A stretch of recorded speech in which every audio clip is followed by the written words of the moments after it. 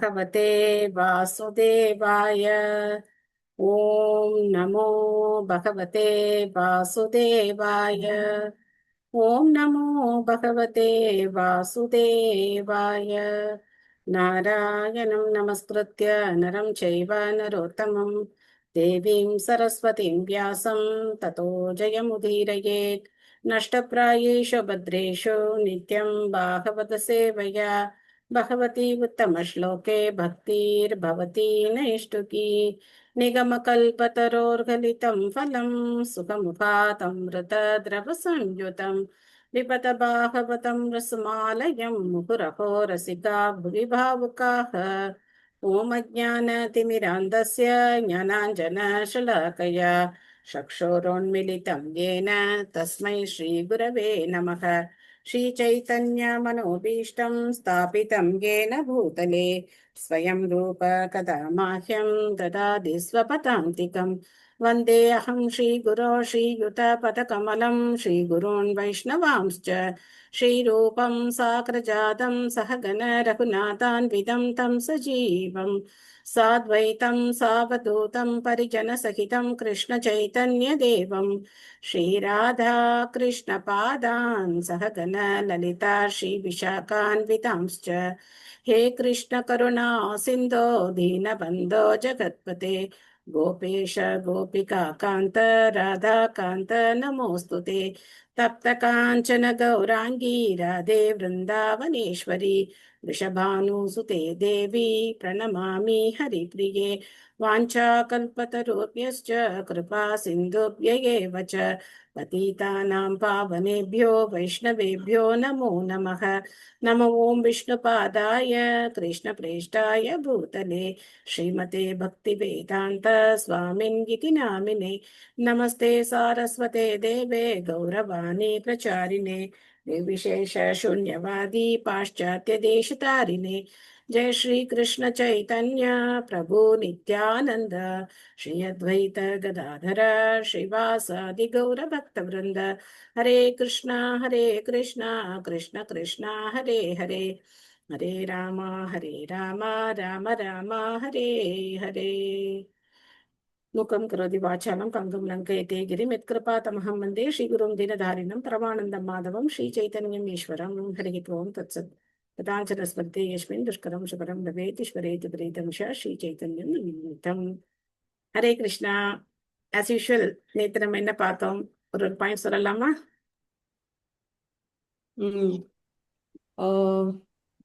அதாவது சத் சித் ஆனந்தம் அதை பத்தி பார்த்தோம் மாதாஜி. நித்தியமான வாழ்வு, ஆனந்தம் மற்றும் அறிவு கொண்டதான ஆன்மீக உடலுக்கு நாரத முனி முற்பிறவியில் ஒரு வேலைக்காரியோட மகனாக இருந்தா கூட அவர் எப்படி பூரணமாக மாற்றப்பட்டார் அப்படிங்கறத பத்தி பார்த்தோம் மாதாஜி. அப்படிங்கறத பத்தி பார்க்க போறோம்னு பார்த்தோம். அப்புறம் ஓகே, ஒருத்தர் ஒரு பாயிண்ட் போதும்.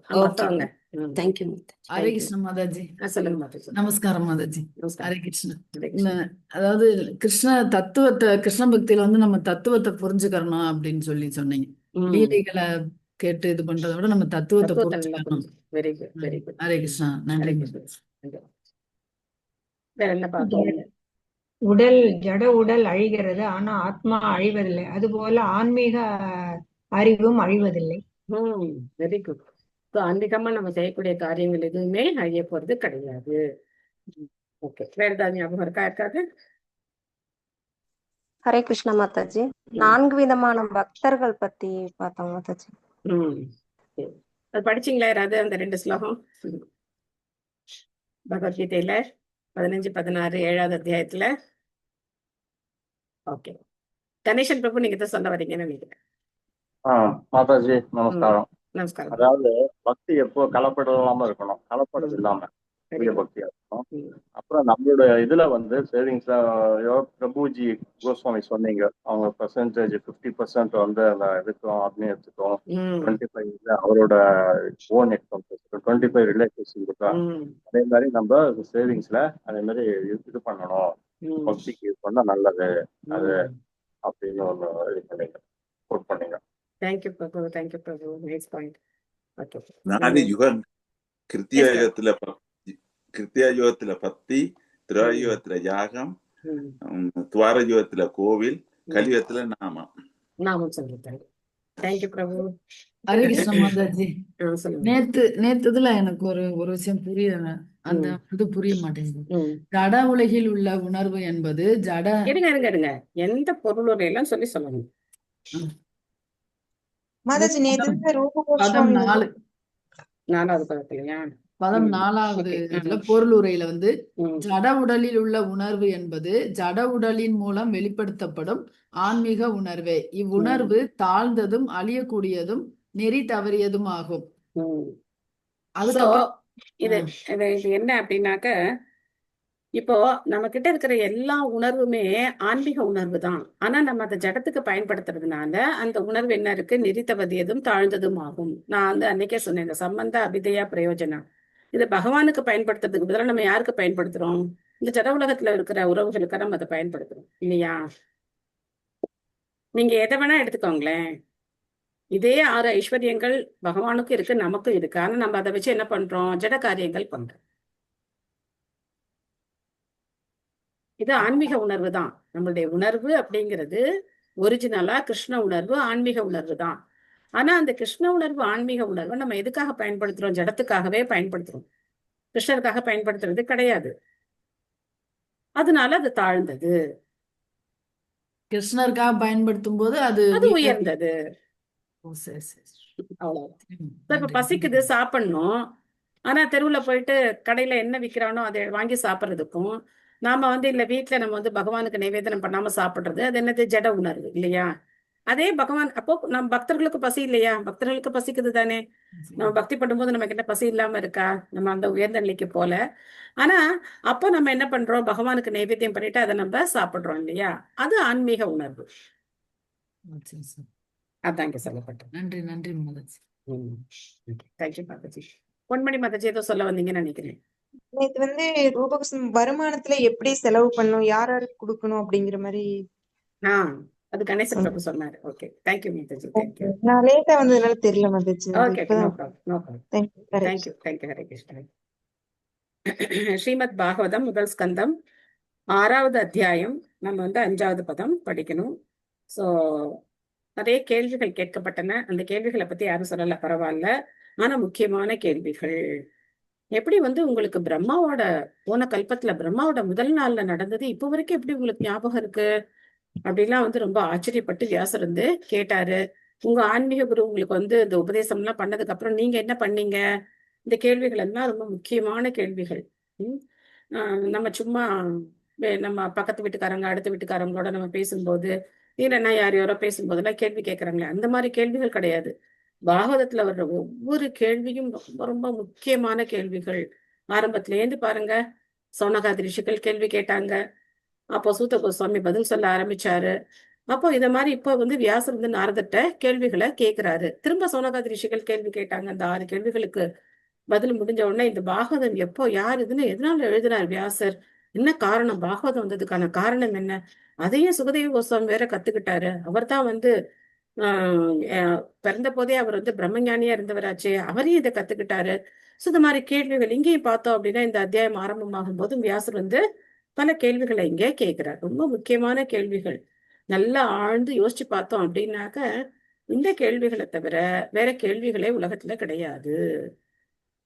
பகவத்கீதையிலையும் பாகவதத்திலையும் கேட்கப்பட்டிருக்கிற கேள்விகளை தவிர உலகத்துல புதிதான கேள்விகள் எதுவும் கிடையாது. ஆனா இதை நம்ம ரிலேட் பண்ண மாட்டேங்கிறோம்.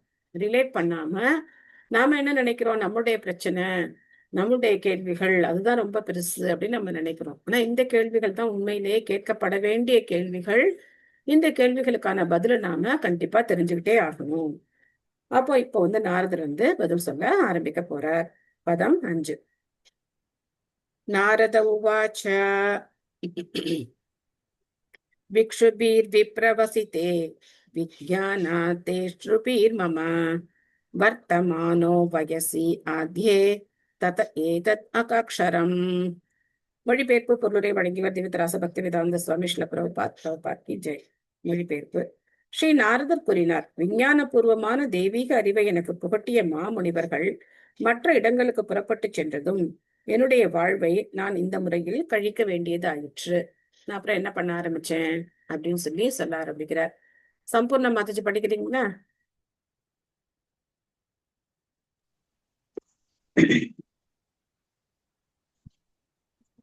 சம்பூர்ண மாதாஜி. நான் படிக்கிறேங்க மாதாஜி. ஹரே கிருஷ்ணா மாதாஜி. ஹரே கிருஷ்ணா. மொழிபெயர்ப்பு மற்றும் பொருளை வழங்கிய பக்தி வேதாந்த சுவாமி ஸ்ரீல பிரபுபாதர்க்கு ஜெய். ஸ்ரீ வியாசதேவர் நாரதரின் சீடர் ஆவர். அதனால் ஆன்மீக குருமார்களிடமிருந்து தீட்சை பெற்றதும் மாதாஜி நாரதரின் மாதாஜி மாதாஜி 5வது ஸ்லோகம் படிங்க. ஹரே கிருஷ்ணா. இப்பதான் ஜாயின் பண்ணீங்களோ? அவர் இல்லைங்க மாதாஜி. ஓகே, சரி அவரது படிங்க. முற்பிறவியில் நாரதருக்கு சிறந்த முனிவர்களால் ஆன்மீக அறிவு புகட்டப்பட்ட போது அவர் 5 வயது சிறுவனாக இருந்த போதிலும் அவரது வாழ்வில் திடமான மாற்றம் ஏற்பட்டது. இது உண்மையான ஆன்மீக உரிவினால் தீட்சை அளிக்கப்பட்ட பின் காணப்படும் முக்கியமான அறிகுறியாகும். பக்தர்களுடன் கொள்ளும் உண்மையான தொடர்பானது வாழ்வில் ஆன்மீக தன்னுணர்வுக்குரிய விரைவான ஒரு மாற்றத்தை ஏற்படுத்துகிறது. ஸ்ரீ நாரத முனிவரின் முற்பிறவியில் எப்படி இது செயற்பட்டது என்பது இந்த அத்தியாயத்தில் படிப்படியாக விளக்கப்படுகிறது. ஹரே கிருஷ்ணா. தேங்க்யூ மாதாஜி. ஸோ தீட்சை வாங்கினதுக்கு அப்புறம் நம்ம வாழ்க்கையினுடைய தன்மையே மாறி போயிடும். நம்ம இதே விஷயத்த ஆன்மீக குருவுடைய தீட்சை இல்லாம பயிற்சி பண்றதுக்கும் தீட்சை வாங்கிட்டு பயிற்சி பண்றதுக்கும் நிறைய வித்தியாசங்கள் இருக்கு. இப்போ நிறைய பேர் இந்த குரூப்ல போட்டிருந்தீங்க, நிறைய பேர் 16 மாலை ஜெபம் பண்றீங்க, 20 மாலை ஜெபம் பண்றீங்க, ஏகாதசி அன்னைக்கு நிறைய மாலைகள் ஜெபம் பண்றீங்க. பார்க்கவே ரொம்ப சந்தோஷமா இருந்தது. 16 மாலை ஜெபம் பண்ணி நீங்க 4 சட்டத்திட்டம் ஃபாலோ பண்றீங்க அப்படின்னாக்க கண்டிப்பா நீங்க எல்லாம் தீட்சை வாங்கிக்கணும் அப்படிங்கிற ஒரு முடிவை நீங்க தான் எடுக்கணும். இது யாரும் உங்களை மேல ஃபோர்ஸ் பண்ண முடியாது. அந்த முடிவை நீங்க எடுத்து அதுக்கான முயற்சிகளை நீங்க தான் தேடி எடுக்கணும். அது ரொம்ப அவசியமான ஒண்ணு. 8 மாலை ஜெபம் பண்றேன் மாதாஜி. நான் இனிஷியேஷன் வாங்குறதுக்கு எக்ஸாம் எழுதி குரு ஆசிரியை முடிச்சிட்டேன் மாதாஜி. நீ ஹரிநாம் தீட்சை மட்டும். ஓகே. சோ இந்த மாதிரி நாம முயற்சி பண்ணணும். முயற்சி பண்ணாதான் நடக்குமே ஒழிய யாரும் நம்மள என்ன பண்ண மாட்டாங்க, ஃபோர்ஸ் பண்ணிலாம் இதை சொல்ல மாட்டாங்க. நாம தான் முயற்சி பண்ணணும். தெரிஞ்சுக்கிட்டோமா அதுக்கு அடுத்த ஸ்டெப் என்ன அப்படிங்கிறதுக்கான முயற்சியில நாம தான் இறங்கணும். ஏகாத்மஜா மே ஜனனி யோஷின் மூடா ச கிங்கரி மை ஆத்மஜே அந்நிய கதோ சக்ரே ஸ்னேகானுபந்தனம். என்ன ஆக போகுதுன்னு பார்ப்பேன். சாதாரண ஒரு பெண்மணியாகவும் வேலைக்காரியாகவும் இருந்த எனது தாய்க்கு நான் ஒரே மகனாக இருந்தேன். அவளுக்கு நான் ஒரே வாரிசாக இருந்ததால் என்னை பாதுகாப்பதற்கு வேறு யாரும் இருக்கவில்லை. அன்பால் அவள் என்னை கட்டிவிட்டாள். சோ தந்தை கிடையாது, தாய் மட்டும்தான் இருக்காங்க. அதுவும் ரொம்ப ஏழையான ஒரு நிலைமையில இருக்காங்க. இங்க மூடா அப்படின்னு சொல்லப்பட்டிருக்கு. மூடாச்ச கிங்கரி. கிங்கரினா வேலைக்காரர்கள், வேலைக்காரியா இருக்கிறாங்க. ஜனனி அப்படின்னா தாய். சோ ஏகாத்மஜா, நான் அவங்களுக்கு ஒரே ஒரு பையனா இருந்தேன். அதனால என்னை காப்பாத்துறதுக்கு அவங்கள தவிர வேற யாரும் கிடையாது. அவங்க என் மேல ரொம்ப அன்பா இருந்தாங்க அப்படின்னு சொல்றாரு. அதுக்கப்புறம் என்ன ஆக போகுது? இது ரொம்ப முக்கியமான விஷயம். இது நம்ம சாதாரணமா எடுத்துக்கூடாது. அவங்க அம்மா எவ்வளவு அன்பா அவரை பார்த்துக்கிட்டாங்க அந்த சின்ன பையனை அப்படின்னு. சாஸ்வதாத்ர ந கல்பாசீத் யோகக்ஷேமம் மமேச்சதி ஈஷஸ்ய ஹி வஜே லோகோ யோஷ தாருமயி யதா. அவள் என்னை நன்றாக கவனித்துக் கொள்ள விரும்பினாள். ஆனால் அவள் சுதந்திரமாக இல்லாததால் எனக்காக அவளால் எதுவுமே செய்ய முடியவில்லை. உலகம் பரமபுருஷ பகவானின் முழு கட்டுப்பாட்டில் உள்ளது. ஆகவே ஒரு பொம்மராட்டக்காரனின் கைபொம்மையாகவே அனைவரும் உள்ளனர். ஒவ்வொரு இதையும் நல்லா நுணுக்கமா ஒவ்வொரு பாயிண்டையும் கவனிச்சுக்கிட்டே வாங்க. அம்மா மட்டும்தான், வேற யாரும் பாத்துக்கிறதுக்கு ஆள் கிடையாது. அந்த அம்மாவும் ரொம்ப அன்பா இருக்காங்க இந்த பையன் மேல. ஆனா அவங்களால இந்த பையனுக்கு வேண்டிய எல்லாத்தையும் செய்து கொடுக்க முடியல. ஏன்னா அவங்களுடைய வசதி அவ்வளவுதான். அப்போ இங்க நாரதர் சொல்றார், உலகத்துல நடக்கிற அனைவருமே எல்லாருமே, உலகத்துல இருக்கிற எல்லாருமே பகவானுடைய கையில ஒரு பொம்மையா தான் இருக்காங்க. பொம்மலாட்டக்காரன் எப்படி இந்த பொம்மையை ஆட்டி வைக்கிறாரோ அந்த மாதிரிதான் நம்ம ஆடுறோம் அப்படின்னு சொல்றார். அகம் ச தத் பிரம்ம குலே உஷின்வாம்ஸ்தத் உபேக்ஷயா திக்தேஷ காலா வித்பன்னோ பாலக பஞ்சஹாயனக. 5 வயதே நிரம்பிய சிறுவனாக இருந்த பொழுது நான் ஒரு பிராமண பள்ளியில் வசித்து வந்தேன். எனது தாயின் பாசத்தையே நான் நம்பியிருந்ததால் வெளியுலக அனுபவத்தை நான் பெற்றிருக்கவில்லை. சோ அந்த நாள்லாம் வீட்டை விட்டெல்லாம் எங்கேயும் யாரும் வெளியில எல்லாம் ரொம்ப போக மாட்டாங்க. ஒரு சின்ன வட்டத்துக்குள்ளதான் இருப்பாங்க. என்ன நடக்குதோ அதுதான் வந்து அங்க இருக்கும். அந்த மாதிரி இவர் வந்து ஒரு பள்ளிக்கூடத்துல ஒரு குருகுலத்துல இருக்கார். ஏகதா நிர்கதாம் கேஹாத் துஹந்தீம் நிஷிகாம் பதி சர்போ தத்பதா ஸ்பிருஷ்டக கிருபனாம் காலச்சோதிதக. ஒரு சமயம் என் தாய் பசுவை கறப்பதற்காக இரவில் வெளியே செல்லும் போது பரமான காலத்தினால் தூண்டப்பட்டு காலில் பாம்பினால் கடிக்கப்பட்டாள். என்னாச்சு? உங்க அம்மாவை பாம்பு கடிச்சிருச்சு. பொருளுரை.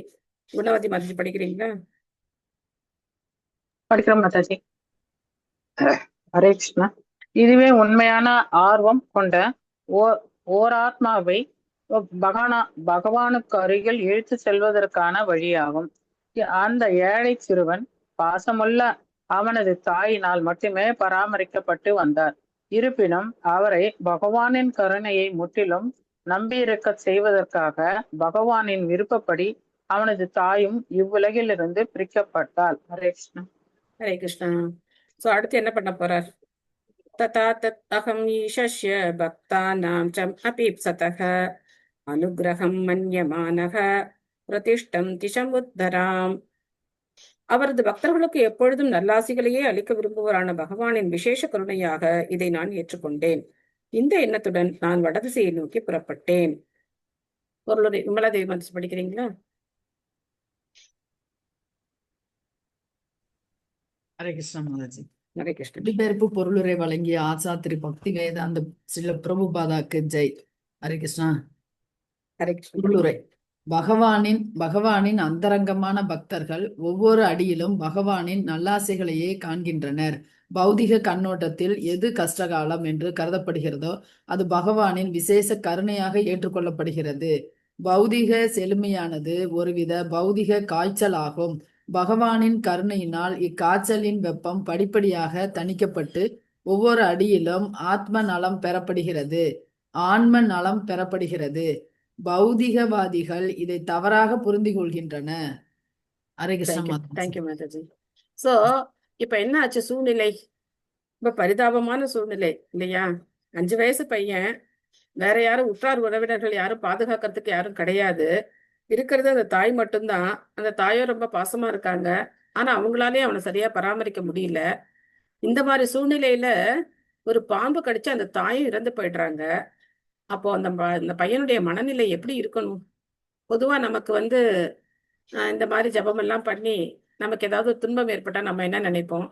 எப்படி இருப்போம்? நம்ம மனநிலை எப்படி இருக்கும்? ஏதாவது ஷேர் பண்ண முடியுமா? எப்படி இருப்போம் நம்ம? ஹரே கிருஷ்ணா மாதாஜி. ஹரே கிருஷ்ணா.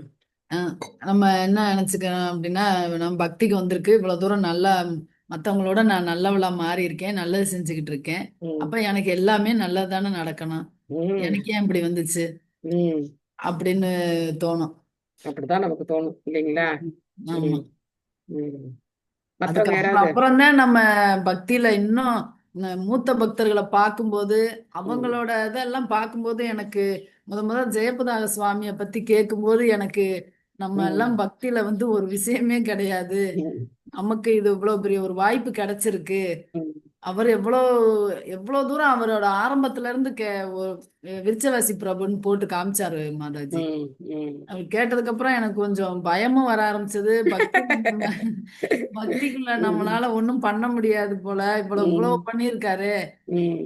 சரி, நம்மளால முடிஞ்ச அளவுக்கு நம்ம, ஆனா எல்லாரும் பார்க்கும்போது ஒரு சந்தோஷமா இருந்துச்சு மாதாஜி. பக்தர்களை பார்க்கும்போது உற்சாகமா இருந்தது. ஆனா நம்ம செய்யறது ரொம்ப ரொம்ப கம்மி, நமக்கு வர்ற பிரச்சனையும் ரொம்ப ரொம்ப ரொம்ப ரொம்ப கம்மியான பிரச்சனை, இதெல்லாம் ஒண்ணுமே கிடையாது அப்படின்னு நமக்கு மூத்த பக்தர்களை பார்க்கும்போது அதுல இருந்து தெரிஞ்சுக்க முடிஞ்சு மனசு சந்தோஷமா இருக்கு மாதாஜி. தேங்க்யூ. ஹரே கிருஷ்ணா. மத்தவங்க யாராவது கூட பிறந்தவங்க என்னை ஹரே கிருஷ்ணா மாதாஜி. யார் பேசுறீங்க? மீனா பேசுறேன். சொல்லுங்க. எப்படின்னா, நான் என்னோட கூட பிறந்தவங்க எல்லாம் என்னை விட்டு கொஞ்சம் ரொம்ப தூரம் போன மாதிரி இருந்தது. அப்ப நம்ம பகவத்கீதை எடுத்து பார்க்கும்போது எல்லாரும் உன்னை விட்டு போகும்போது நான் உன் கூட இருக்கிறேன்னு சொல்லி கிருஷ்ணர் எனக்கு ஒரு அறிவுரை சொன்ன மாதிரி இருந்தது. அது மாதிரி எனக்கு எது ஒரு கஷ்டம்னாலும் கிருஷ்ணா உனக்கு எது சந்தோஷமா நான் சந்தோஷமா ஏத்துக்கிறேன், எனக்கு தாங்குற சக்தியை மட்டும் கொடு கிருஷ்ணான்னு சொல்லியிருக்கேன். நானும் ஆரம்பத்துல இப்படிதான் இருந்தேன். அதே நீங்க அப்படியே அந்த வேர்ட்ஸ் திரும்ப சொல்றீங்க. ஆனா அது தாங்குற சக்தி இதெல்லாம் நம்ம கேட்கறத விட எதை கேட்கணும் அப்படின்னாக்க பக்தியை கேட்கணும். கிருஷ்ணா உங்களுடைய பக்தி எனக்கு கொடுங்க, எந்த சூழ்நிலையும் நான் வந்து உங்களை விட்டு போயிடக்கூடாது, இதை தாங்கிட்டு என்ன பண்ண போறோம். அதனால பக்தி வேணும் அப்படின்னு சொல்லி நம்ம வந்து கேட்கணும். தேங்க்யூ மாதாஜி. சிஸ்டர்ஸ்கம் படிச்ச பிறகு அந்த மாதிரி ஒரு இது எனக்கு கிடைச்சது மாதாஜி. நீங்க சொல்ற மாதிரி உன்னோட திருவடியை நான் எப்போ இது பண்ண போறேன், அதுக்கு மட்டும் எனக்கு தகுதியை கொடுக்கணும். தேங்க்யூ மாதாஜி. ஹரே கிருஷ்ணா. ஸோ இங்க வந்து இந்த குழந்தை அதை எப்படி எடுத்துக்கிச்சு அப்படின்னாக்கா பகவானுடைய தனிப்பட்ட கருணை. நம்ம கொஞ்ச நாள் முன்னாடி ஒரு பொருள்ல படிச்சோம். பகவான் யாருக்காவது தனிப்பட்ட ஒரு கருணை செய்யணும்னா என்ன பண்ணுவாரு, அவங்க கிட்ட இருக்கிற எல்லாத்தையும் பறிச்சுக்குவார் அப்படின்னு படிச்சோம். எந்த பொருளுரைன்னு யாருக்காவது ஞாபகம் தான் சொல்லுங்க. சோ அந்த பொருளுரையில நம்ம படிச்சோம். அந்த மாதிரி இங்க வந்து அத சரியான ஒரு ஒரு ஒரு கண்ணோட்டத்துல அந்த குழந்தையால பார்க்க முடிஞ்சது. இது பகவானுடைய தனிப்பட்ட கருணை. ஏன்னா என்னுடைய தாய் மேல நான் வச்சிருக்கிற பாசமே எனக்கு என்ன ஆயிட போகுது, என்னுடைய பக்திக்கு தடையாயிட போகுது. அதனால பகவான் என்ன பண்ணார், அந்த தடையை எடுத்துட்டார் அப்படின்னு சொல்லிட்டு அந்த குழந்தை, ஏன்னா அந்த மாதிரி அந்த பக்தி வேதாந்திகளுடைய அறிவுரையை கேட்டு பக்தியை பயிற்சி பண்ணும்போது இந்த பக்குவம் அந்த குழந்தைக்கு 5 வயசு குழந்தைக்கு இந்த பக்குவம் வந்துருச்சு. அப்படி வந்ததுனால அந்த குழந்தை என்ன பண்ணுது அப்படின்னாக்க ஒவ்வொரு மாதாஜி இந்த நீங்க கேட்டது வந்து பதம் 10ல வந்து காண்டம் 1 அத்தியாயம் 5 பதம் 19 அதுல வந்து இது பகவான் தமது பக்தரிடம் விசேஷ கருணை கொண்டு அவனுடைய பௌதிக உடைமைகள் அனைத்தையும் பறித்து விடக்கூடும். ஹரே கிருஷ்ணா. தேங்க்யூ மாதாஜி. 5th சாப்டர்ல 19வது ஸ்லோகத்துல. Okay, thank you Mataji. சோ அது மாதிரி எப்போ நமக்கு இந்த பார்வை இருக்கோ, பகவான் எனக்கு எப்பவுமே நல்லதுதான் செய்வார், எனக்கு எந்த கெடுதலும் பகவான் செய்திட மாட்டார் அப்படிங்கிற ஒரு புரிதல் எப்போ நமக்கு வருதோ அப்போ நாம வந்து பகவானை ஓரளவுக்கு நம்மளால வந்து புரிஞ்சுக்க முடியும். சோ எதுக்காக பாகவதம் படிக்கிறோம் அப்படின்னாக்க இந்த மனநிலை மாற்றங்கள் நமக்கு வரணும். அதுக்காக தான் பாகவதம் படிக்கிறோம். எந்த பக்தருடைய வாழ்க்கையும் அப்படி என்னமோ சொல்லுவாங்களே, ரோஜா பூலாம் போட்டு வச்சு அப்படியே மென்மையான மலர் பாதையில போனதாக எந்த பக்தருடைய வாழ்க்கையிலையும் கிடையாது. ஒவ்வொரு பக்தர்களும் எவ்வளவோ துன்பங்களை சகிச்சுக்கிட்டு தான் என்ன பண்ணிருக்காங்க, பகவானுடைய பக்தியை அவங்க தொடர்ந்து பயிற்சி பண்ணியிருக்காங்க. அந்த பக்தர்களுடைய துன்பங்கள், அந்த பக்தர்களுடைய உறுதி, இதையெல்லாம் பார்க்கும்போது நாம ஒண்ணுமே இல்லை, நம்ம பண்ற பக்தியுடைய அந்த தன்மையும் ரொம்ப குறைவு. அந்த மாதிரி நமக்கு வர்ற பிரச்சனைகள் எல்லாமே நம்ம கர்மத்தினால வருதே தவிர பகவான் வந்து எதையும் வந்து தேடி கொண்டு வந்து நம்ம கொடுக்கறது கிடையாது அப்படிங்கறத நம்ம புரிஞ்சுக்கணும். அதனால்தான் பகவத்கீதையில 5வது அத்தியாயத்துல 29வது ஸ்லோகத்துல பகவான் சொல்றார், சுகிருதம் சர்வபூதானாம் அப்படின்னு சொல்றார். நான் எல்லாருடைய நலம் விரும்பி அப்படின்னு சொல்றார். ஆனா நமக்கு என்ன தோணுது, ஆமா பகவான் எல்லாருக்கும் நலம் விரும்பி என்ன தவிர எல்லாருக்கும் நல்லது பண்றாரு, எனக்கு மட்டும் என்ன பண்றாரு, சோதனை மேல சோதனை பண்றாரு, ஒண்ணுமே பண்ணாதவங்க எல்லாம் நல்லா இருக்காங்க, நான் கஷ்டப்படுறேன். இந்த எண்ணம் எல்லாருக்கும் இருக்கத்தான் செய்யுது. இந்த எண்ணம் இல்லை அப்படின்னு சொல்லவே முடியாது. உள்ளுக்குள்ள அந்த எண்ணம் நமக்கு ஓடிக்கிட்டே தான் இருக்கும். சோ என்ன சின்ன ஒரு துன்பம், நம்ம எதிர்பார்த்தது துன்பம்னு கூட சொல்ல முடியாது, நம்ம எதிர்பார்த்தது நடக்கல அப்படின்னா நமக்கு உடனே என்ன தோணும், பகவான் ஏன் என்ன சோதிக்கிறாரு அப்படிதான் நமக்கு தோணும். அதனால பாகவதம் படிக்கும் போது கொஞ்சம் கொஞ்சமா நம்ம பகவானை புரிஞ்சுக்கிறதுக்கு முயற்சி பண்ணணும். பாகவதத்துல எங்கேயுமே பகவான் வந்து நேர வந்து பேசி அதெல்லாம் ரொம்ப ரொம்ப குறைவா இருக்கும். முழுக்க முழுக்க பாகவதம் அப்படிங்கிறது என்ன அப்படின்னா பக்தர்களுக்குள்ள நடக்கிற உரையாடல், பகவானை பத்தின உரையாடல், பக்தர்கள் எப்படி பக்தியை பயிற்சி பண்றாங்க, இதுதான் முழுக்க பாகவதம். பகவான் எங்கேயாவது நம்ம 5 அத்தியாயம் வரைக்கும் படிச்சுட்டோமே, எங்கேயாவது வந்தாரா நேர, எங்கேயாவது வந்திருக்காரா, இன்னும் வரவே இல்லை அவர். அதனால பாகவதத்துல பகவான் வர்றது ரொம்ப குறைச்சல். ஏன்னா பகவத்கீதையில நேர கிருஷ்ணரே பேசுறார், ஒவ்வொரு ஸ்லோகமும் கிருஷ்ணர் பேசுறார், அர்ஜுனன் பேசுறார், கிருஷ்ணர் வந்து பதில் சொல்றார். ஆனா பாகவதத்துல அந்த மாதிரி பாக்குறது ரொம்ப ரொம்ப அபூர்வம். சில இடங்கள்ல தான் பகவான் நேர வருவார், அதுவும் கொஞ்சமா தான் பேசுவார், நிறைய எல்லாம் பேச மாட்டார். அந்த அத்தியாயத்துல ஏதோ ஒரு 4-5 ஸ்லோகம் பேசியிருப்பார், அவ்வளவுதான் அவர் வர்ற அத்தியாயத்துல, அதுக்கு மேல அவர் பேச மாட்டார். ஆனா முழுக்க முழுக்க யார் பேசிட்டு இருப்பாங்க, பக்தர்கள் தான் பேசிட்டு இருப்பாங்க. அதனால பக்தர்களை பத்தி தெரிஞ்சுக்கிறது, பக்தர்களுடைய சரித்திரம் தெரிஞ்சுக்கிறது அப்படிங்கிறது நம்ம வாழ்க்கைக்கு மிக மிக முக்கியமானது. இந்த மாதிரி ஒரு மனநிலையில இப்போ வந்து அந்த குழந்தை நாரதரா இந்த முன்னாடி பிறவியில அந்த குழந்தை இருந்தார். சோ பௌதிக செழுமையானது ஒருவித பௌதிக காய்ச்சல் ஆகும். எந்த அளவுக்கு பௌதிகத்துல நமக்கு வந்து பணம், இந்த 6 ஐஸ்வர்யங்களும், செல்வம், அழகு, அறிவு, புகழ், வீரம், இதெல்லாம் எந்த அளவுக்கு நமக்கு அதிகமா இருக்கோ அதெல்லாம் என்னது? காய்ச்சல் தான். அந்த காய்ச்சல் இருந்தா நம்ம என்ன பண்ணுவோம்? பகவானை மறந்து போயிடுவோம். அந்த காய்ச்சல் குறையணும். அந்த காய்ச்சல் குறைஞ்சாதான் நம்மளால பகவானை நினைக்க முடியும். அடுத்த பதம் போகணும்.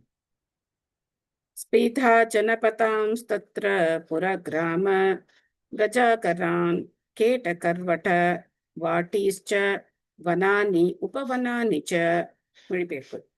அங்கிருந்து புறப்பட்ட நான் வழியில் பல செழிப்புமிக்க மாநகரங்கள், பட்டணங்கள், கிராமங்கள், மிருகப் பண்ணைகள், சுரங்கங்கள், விவசாய பண்ணைகள், பள்ளத்தாக்குகள், பூந்தோட்டங்கள், நாற்றங்கால்கள் மற்றும் இயற்கையான காடுகள் ஆகியவற்றை கடந்து சென்றேன்.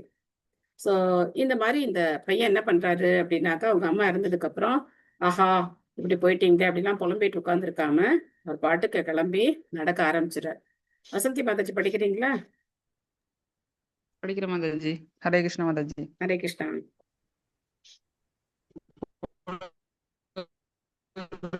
பொருளுரை, உளவு தொழில், சுரங்கங்கள், பண்ணைகள், தொழிற்சாலைகள், தோட்டங்கள் முதலான மனிதனின் எல்லா செயல்களும் இப்பொழுது உள்ளதைப் போலவேதான் முன்பும் இருந்தன. இப்படைப்பிற்கு முந்தின படைப்பிலும் அப்படியே இருந்தன. அடுத்த படைப்பிலும் கூட அப்படியே தான் இருக்கப் போகின்றன. நூற்றுக்கணக்கான லட்சக்கணக்கான ஆண்டுகளுக்கு பின் இயற்கையின் திட்டத்தினால் புதியதொரு சிருஷ்டி உண்டாக்கப்படுகிறது. அப்பொழுது பிரபஞ்ச சரித்திரமானது இதே முறையில்தான் செயற்படுகின்றது. பௌதிகவாதிகள் வாழ்வின் முக்கிய தேவைகளை பற்றி ஆராய்ச்சி செய்யாமல் புதைபொருள் ஆராய்ச்சியில் நேரத்தை வீணாக்குகின்றனர்.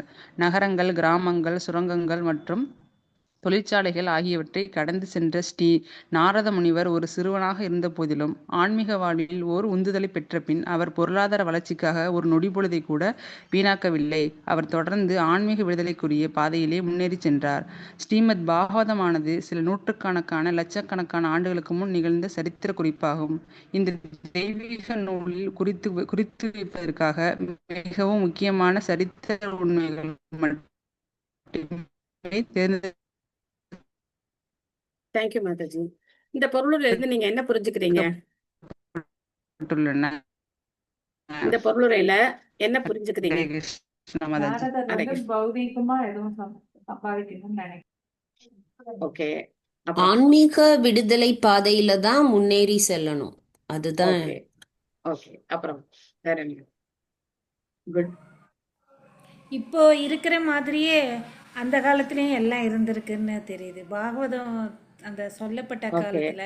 ஆனா நம்ம புக்ல என்ன படிச்சிருப்போம்? சயின்ஸ்ல என்ன படிச்சிருப்போம்? பொருளாதார வளர்ச்சி. சயின்ஸ்ல என்ன படிச்சிருப்போம்? கற்கால மனிதர்கள். கற்கால மனிதர்கள்னு படிச்சிருக்கோம் இல்லையா? ஸ்டோன் ஏஜ்னு படிச்சிருக்கோம் இல்லையா? கற்காலம் அப்படின்னு. அந்த மாதிரி ஒரு காலம் எங்கேயாவது இருந்திருக்கா? இல்ல, கிடையவே கிடையாது. என்னைக்குமே அந்த மாதிரி ஒரு வாழ்க்கை கிடையாது. கற்காலம் அப்படிங்கறதுலாம் இவங்களா கற்பனை பண்ணி என்ன பண்ணி வச்சிருக்காங்க? புஸ்தகத்துல போட்டு அதுதான் உண்மை அப்படின்னு நம்ம நம்ப வச்சிருக்காங்க. குரங்குல இருந்து மனுஷன் வந்தான், அதுக்கு அது வந்து கற்காலம், ஸ்டோனேஜா இருந்தது. அதுக்கப்புறம் வந்து சக்கரம் கண்டுபிடிச்சோம். அதுக்கப்புறம் இந்த வீல் கண்டுபிடிச்சதுக்கு அப்புறம் தான் நாகரிகம் வளர்ச்சி அடைய ஆரம்பிச்சு நாங்கெல்லாம் இன்னைக்கு வீல்ல பறந்துகிட்டு இருக்கோம் அப்படின்னு சொல்றாங்க. ஆனா பாகவதம் என்ன சொல்லுது அப்படின்னா, நாரதர் இந்த பாகவதம் வந்து 5000 வருஷங்களுக்கு முன்னாடி சொல்லப்பட்டது. நாரதர் சொல்ற வரலாறோ பிரம்மாவுடைய முந்தைய கல்பத்துல நடந்தது. ஆக எப்போ நம்ம இந்த 4 யுகங்கள், இந்த யுக சுழற்சி, பிரம்மாவுடைய வாழ்நாள், இதெல்லாம் நம்ம எப்போ பூரணமா நம்புறோமோ அப்போ விஞ்ஞானம் அப்படிங்கிறது எந்த அளவுக்கு நம்மள முட்டாளாக்கி வச்சிருக்குங்கிறதையும் நம்ம வந்து சைட் பை சைட் புரிஞ்சுக்கலாம். சோ விஞ்ஞானம் அப்படிங்கிறது பாகவதத்தோட ஒத்து போகும்போது அதை நம்ம ஏத்துக்கணும். விஞ்ஞானம் பாகவதத்தோட ஒத்து போகாத போது அதை நம்ம என்ன பண்ணக்கூடாது? ஏத்துக்க கூடாது, அதை விட்டுறணும். அதனால இந்த கற்காலமும் கிடையாது, குரங்குல இருந்து மனுஷன் வந்தாலும் கிடையாது. இதெல்லாம் வந்து அவங்களா கற்பனை பண்ணி வச்சிருக்கிற விஷயங்கள். ஆனா அவங்க என்ன சொல்றாங்க? நம்மளுடைய புராணங்கள், இதிகாசங்கள், வேதங்கள் எல்லாம் மித்தாலஜி, கற்பனை. நாங்க தான் என்னமோ நேர போய் பார்த்து கண்டுபிடிச்சு வச்சிருக்கிற மாதிரி அவங்க சொல்றாங்க. நாங்க எல்லாத்தையும் ப்ரூவ் பண்ணுவோம், எவிடன்ஸ் இல்லாம நாங்க பேச மாட்டோம் அப்படிங்கிறாங்க. கற்காலத்துக்கு எங்கடா எவிடன்ஸ் அப்படின்னா அவன்கிட்ட கிடையாது. இது நாம கேள்வி கேட்கறது கூட நமக்கு திராணி கிடையாது. நம்ம அதையே படிக்கிறோம், நம்ம குழந்தைங்களும் அதான் படிக்கிறாங்க, அடுத்த தலைமுறையும் அதான் படிப்பாங்க. இப்படிதான் படிச்சுக்கிட்டே இருப்போம். நம்ம சயின்ஸ் அப்படிங்கிற பேர்ல இதுதான் படிச்சுக்கிட்டு இருப்போம். சோ இங்க நம்ம தெரிஞ்சுக்கிறோம் இந்த மாதிரி எல்லா விஷயங்களும் படைக்கப்பட்ட ஆரம்பத்துல இருந்தே இருக்கு அப்படிங்கறத நம்ம தெரிஞ்சுக்கிறோம். ஏன்னா முதல் படைப்பாளி ஆகிய பிரம்மதேவர் யாரு அப்படின்னாக்க, நம்ம உடல் எப்படி நிலத்தினால ஆனதோ அந்த மாதிரி பிரம்மாவுடைய உடல் புத்தியினால ஆனது. சூட்சமமான உடல் புத்தியினால ஆனது. அவர் உடம்பு முழுக்க புத்தி இல்லைன்னா எப்படி இந்த 7-14 லோகங்களை அவர் பிரிச்சு அந்தந்த ஜீவராசிகளை அதுல எப்படி அவர் அகாமடேட் பண்ணுவாரு? He is full of intelligence. His body is an intelligent body. Intelligent body அவருடைய பாடி. அதனால யாருமே முட்டாளா இல்ல. கற்காலம்ங்கிறதெல்லாம் கிடையவே கிடையாது. அவங்க முந்தைய கர்ம வினைப்படி அவர் என்ன பண்றாரு, எல்லாரையும் அகாமடேட் பண்ணி எந்த பிளாட்ல ஃபர்ஸ்ட் ஃப்ளோரா, செகண்ட் ஃப்ளோரா, இவங்களுக்கு 1 பிஹெச்கையா 2 பிஹெச்கையா, இல்லைன்னா இவங்களுக்கு ஒரு பங்களாவா வில்லாவா எல்லாத்தையும் அவர் என்ன பண்ணணும், he has to accommodate. So அதெல்லாம் அவர் பண்ணணும் அப்படின்னாக்கா அப்ப பாடி கொடுக்கணும். இவனுக்கு எறும்பா இல்லை இவனுக்கு கரப்பாம்பூச்சியா, யாருக்கு என்ன பாடி கொடுக்கணும் அதெல்லாம் அவர் என்ன பண்ணணும், செக்ரிகேட் பண்ணி எல்லா ஜீவராசிகளையும் அவர் தகுந்த ஒரு ஒரு இடத்துல அவர் வைக்கணும். அந்த அளவுக்கு அவரோட பொசிஷன் இருக்கு. சோ அப்படி இருக்கும்போது கற்காலம் அப்படிங்கிறது வெறுமை கற்பனையான வரட்டு கற்பனை. அடுத்தது சித்திரதாது விசித்ராத்ரீன் இவ பக்ன புஜத் நிர்மான் ஜலாசயாத் சிவ ஜலான் நளினி சுரசேவிதாக சித்திரஸ்வனை பத்ரரரை ரதைர் விப்ரமத் பிரமர ஸ்ரீயக. தங்கம், வெள்ளி, செம்பு போன்ற பல உலோகங்கள் நிறைந்த மலை சுரங்கங்களையும் அழகிய தாமரை மலர்கள் நிரம்பிய நீர்த்தேக்கங்களையும் கொண்ட நிலப்பரப்புகளையும் கடந்து நான் சென்றேன். அலைந்து திரியும் தேனீக்களாலும் பாடும் பறவைகளினாலும் அலங்கரிக்கப்பட்டு இருந்த இந்நீர்த்தேக்கங்கள் சொர்க்கலோகவாசிகளுக்கு ஏற்றவையாக இருந்தன. சோ இந்த மாதிரி அழகான பிரதேசங்களை கடந்து போறார். அதே சமயத்துல தொழிற்சாலைகள் இந்த மாதிரி இடத்தையும், மலை சுரங்கங்கள் இந்த மாதிரி இடத்தையும் அவர் கடந்து அவர் பாட்டுக்கு நடந்து போயிட்டே இருக்கிறார். நலவேணூச்சர ஸ்தன்ப குஷ கஷக கஹ்வரம் ஏகயைவாதி யதோஹம் அத்ராக்ஷம் விபினம் மகத் கோரம் பிரதீபயாகாரம் வியாலோலுக சிவாஜிரம். அதன் பிறகு கோரை புற்கள், மூங்கில், நாணல், குறுமையான புற்கள், புல் பூண்டுகள் மற்றும் குகைகள் ஆகியவை நிறைந்த காடுகளை தனியாகவே கடந்து சென்றேன். இத்தகைய காடுகளில் தனியாக செல்வது மிகவும் கடினமானதாகும். பாம்புகளும் ஆந்தைகளும் நரிகளும் சுதந்திரமாக சுற்றித் திரியும் அடர்ந்த இருண்ட அச்சமூட்டக்கூடிய பயங்கரமான காடுகளையும் நான் கடந்து சென்றேன். இதை பத்தியும் கவலைப்படாம அவர் பாட்டுக்கு போயிட்டே இருக்கிறார். பொன்மணி மாதாஜி படிக்கிறீங்களா? ஹரே கிருஷ்ண மாதாஜி. ஹரே கிருஷ்ணன்.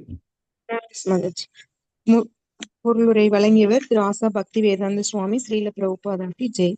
காடுகள், மலைகள், நகரங்கள், கிராமங்கள் முதலியவற்றில் தனியாக புகுந்து சென்று பகவானின் படைப்பில் உள்ள அனைத்தையும் அனுபவித்தறிவது ஒரு துறவியின் பரிவ்ராஜகாச்சாரியரின் கடமையாகும். இதனால் அவர் பகவான் மீது ஆழ்ந்த நம்பிக்கையும் மன வலிமையும் பெறுவதுடன் பகவானை பற்றிய செய்தியை அனைத்து ஜீவராசிகளுக்கிடையிலும் அவரால் பரப்பவும் முடிகிறது.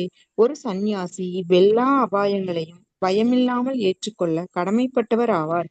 இதற்கு முன்னுதாரணமாக உள்ள தற்காலத்து சந்நியாசி பகவான் ஸ்ரீ சைத்தன்யர் ஆவார். இவர் மத்திய இந்திய காடுகளின் வழியாக இதே முறையில் பிரயாணம் செய்து புலிகள், கரடிகள், பாம்புகள், மான்கள், யானைகள் முதலியன பல்வேறு காட்டு மிருகங்களுக்கும் கூட ஞானம் புகட்டிய மிகச்சிறந்த சந்நியாசி ஆவார். இக்கலியுகத்தில் சாதாரண மனிதனுக்கு சந்நியாசம் தடை செய்யப்பட்டு உள்ளது. ஆடையை மட்டும் மாற்றிக்கொண்டு தன்னையை விளம்பரப்படுத்திக் கொள்பவன் உண்மையான சந்நியாசி அல்ல. சமூக தொடர்பை கைவிடுவதெனும் உறுதியை ஏற்று தனது வாழ்வை பகவானின் தொண்டில் முழுமையாக அர்ப்பணித்துவிட வேண்டும். உடையை மாற்றுவது வெறும் சடங்கு மட்டுமேயாகும். பகவான் சைத்தன்யர் ஒரு சந்நியாசிக்குரிய பெயரை ஏற்றுக்கொள்ளவில்லை. இக்கலியுகத்தில் உள்ள பெயரளவேயான சந்நியாசிகள் பகவான் சைத்தன்யரின் அடிச்சுவடுகளை பின்பற்றி அவர்களது முந்தைய பெயர்களை மாற்றிக்கொள்ளக் கூடாது. கலியுகத்தில் பகவானின் புனிதமான மகிமைகளை கேட்பதும் கூறுவதுமே உறுதியாக பரிந்துரைக்கப்படுகிறது. மேலும் குடும்ப வாழ்வை துறந்துவிடும் விரதத்தை மேற்கொள்பவர்கள் நாரதரையும் பகவான் சைத்தன்யரையும் போன்ற பரிவ்ராஜகாச்சாரியார்கள் செய்ததை போல் செய்ய வேண்டியதில்லை. மாறாக பிருந்தாவனத்து 6 கோஸ்வாமிகளைப் போன்ற மிகச்சிறந்த ஆச்சாரியர்கள் விட்டு சென்ற புனித நூல்களை கேட்கவும் கூறவும் ஏற்ற ஒரு புனிதமான இடத்தில் அமர்ந்து தனது நேரத்தையும் சக்தியையும் இதற்காக அவர் அர்ப்பணித்து விட வேண்டும். தேங்க்யூ மாதாஜி. ஹரே கிருஷ்ணா. ஹரே கிருஷ்ணா. சோ இந்த மாதிரி இவர் எல்லாத்தையும் கடந்து போறாரு. அப்ப பிரபுபாத் சொல்றாரு இது ஒரு சன்னியாசியுடைய கடமை அப்படின்னு சொல்றார். பிரபுபாதரும் இப்படிதான் இருந்தார். அவர் சன்னியாசம் ஏற்றதுக்கு அப்புறம் அவர் எதை பத்தியும் கவலைப்படல. கையில 40 ரூபா வச்சுட்டு எங்க போயிட்டாரு? அமெரிக்காவுக்கு போயிட்டார். அங்க போய் நம்ம எப்படி இருப்போம், என்ன பண்ணுவோம், யார் பார்த்துப்பா, அதை பத்தினா அவர் கவலைப்படல. அதே மாதிரி சில சமயங்கள்ல அவர் வயதானவர், வயதுல 70 வயது கிட்டத்தட்ட அவருக்கு, அவர் அமெரிக்கா போன சமயத்துல. ஆனா அவர்கிட்ட வந்தவங்க எல்லாம் இளைஞர்கள். சில சமயங்கள்ல அவங்க போதை தலைக்கேறி போய் ஏதாவது அவரை தாக்கறதுக்கு முயற்சி பண்ணியிருக்காங்க. ஆரம்பத்துல முதல்ல ஒரு பையனை அவர் ரொம்ப நம்பினார், இவன் நல்லா வருவான் அப்படின்னு சொல்லி நம்பினார். ஆனா அவன் போதை ஏறி போய் அவரை தாக்கறதுக்கே முயற்சி பண்ணான். நினைச்சு பாருங்க, 70 வயதான முதியவர், இந்த இளைஞர்கள் அப்படிங்கிறவங்க உடல் வலிமை வாய்ந்தவங்க, தாக்கினா என்ன பண்ண முடியும்? இவரால எதிர்த்து தாக்க முடியுமா? இல்ல இவருக்கு ஏதாவது அந்த நாட்டுல உதவி செய்யறதுக்கு யாராவது இருக்காங்களா? ஆனா எல்லா சூழ்நிலையிலையும் அவர் பகவானை நம்பி இருந்தார். பகவான் தன்னை எப்படியும் காப்பாத்துவார். ஏதோ ஒரு காரணத்துக்காக என்ன நீங்க கூட்டிட்டு வந்திருக்கீங்க, அந்த காரணத்தை நீங்க நிறைவேற்றிக்கோங்க அப்படின்னு ஒரு கவிதை எழுதியிருக்காரு பகவான். எந்த காரணமும் இல்லாம என்ன நீங்க இந்த இடத்துக்கு கூட்டிட்டு வந்திருக்க மாட்டீங்க.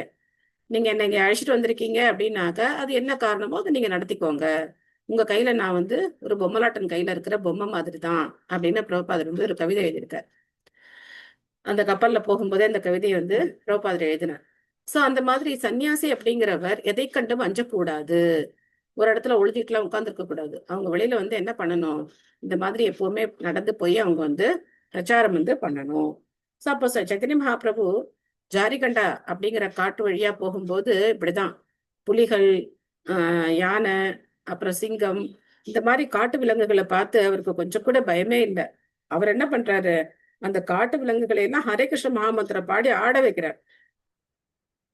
அப்ப பார்த்தோம் அப்படின்னா புலிகளும் மான்களும் அந்த பகைமையை மறந்து என்ன பண்ணுது, ஒண்ணுக்கு ஒண்ணு சைத்தன்ய மகாபிரபு பக்கத்துல அது அதுவும் நடனம் ஆடுது, ஹரே கிருஷ்ண மகாமந்திரத்துக்கு நடனம் ஆடுது.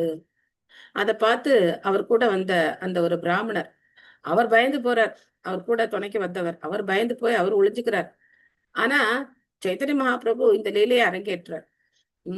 அவர் காட்டு மிருகங்களுக்கு கூட ஹரே கிருஷ்ண மந்திரத்தை சொல்லி அவங்க கிட்ட இருக்கிற அந்த துர்குணத்தை மாத்துறார். ஆனா நம்மளால என்ன பண்ண முடியாது, நாட்டுல இருக்கிற மக்களுக்கு பிரச்சாரம் பண்றதே பெரிய கஷ்டமா இருக்கு. ஆனா பகவான் சைத்தன்யர் மிருகங்களுக்கு கூட இந்த ஹரே கிருஷ்ண மகாமந்திரத்தை பிரச்சாரம் பண்ணி அவங்களையும் மாத்தி இருக்கார். சோ பிரபுபா சொல்றார், சும்மா பேரளவுக்கு ட்ரெஸ்ஸை மாத்திக்கிட்டு சன்னியாசி அப்படிங்கிற போர்வையில உடைய மாத்திக்கிட்டு எல்லா விதமான தவறுகளும் செய்யறது வன்மையா கண்டிக்கப்படுது. ஏன்னா கலியுகத்துல சாதாரண மக்கள் சன்னியாசம் ஏத்துக்கிறது தடை செய்யப்பட்டிருக்கு. அப்படி இருக்கும்போது சன்னியாசம்ங்கிற பேர்ல அவங்க ட்ரெஸ்ஸை மட்டும் மாத்திக்கிட்டு எல்லா தவறான காரியங்களையும் இன்னைக்கு செய்யறது நம்மளால பார்க்க முடியுது. சோ இது மாதிரி எல்லாம் நம்ம பார்க்கும்போது ரொம்ப கவனமா இருக்கணும். அடுத்த ஸ்லோகம் 14.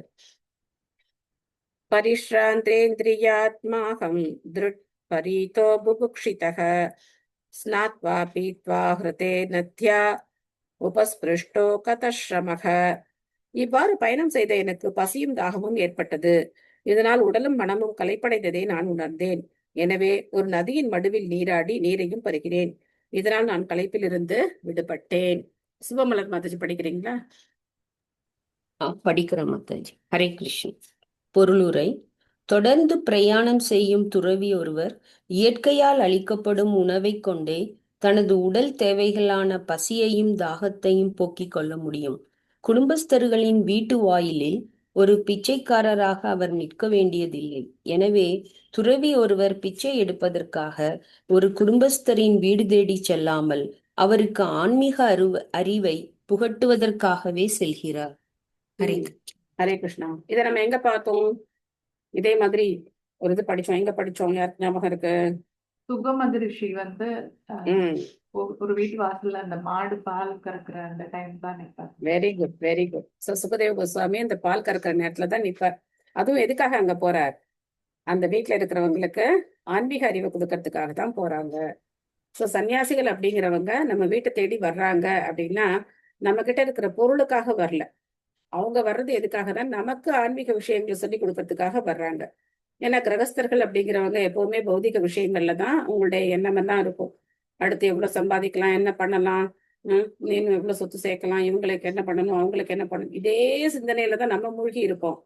ஆனா அவங்களுக்கு அந்த மாதிரி சிந்தனைகளுக்காக நம்ம கிட்ட வரல. அவங்க எதுக்கு வர்றாங்க அப்படின்னா, பகவானை பத்தி நமக்கு சொல்லி கொடுத்து நம்மளுடைய அந்த பௌதீக எண்ணத்தை ஆன்மீக எண்ணமா மாத்துறதுக்காக தான் அவங்க வர்றாங்க.